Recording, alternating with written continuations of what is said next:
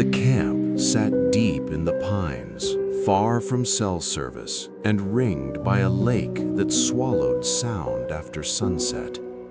The wooden sign at the entrance was so old its letters had peeled away.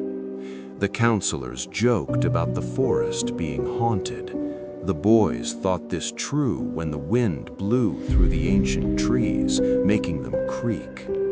They warned the boys not to wander after dark. No swimming, no dares, no sneaking into the woods, but never explained why the rules were so strict.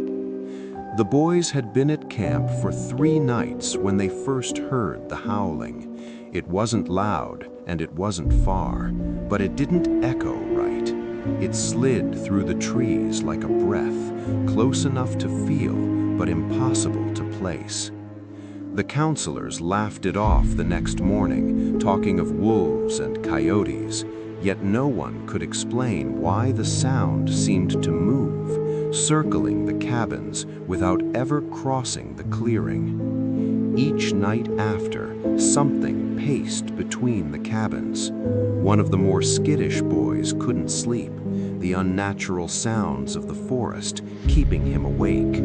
He listened to claws brushing bark, to footsteps that stopped just outside the thin wooden walls. The air smelled damp and animal, and he learned to stay perfectly still, convinced the sounds faded only when he stopped moving. When sleep finally came, his dreams were filled with yellow eyes and wet fur.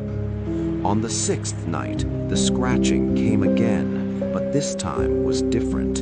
It wasn't coming from the trees. Tonight, it was coming from the cabin walls. The noise steadily made its way around the cabin and stopped at the door.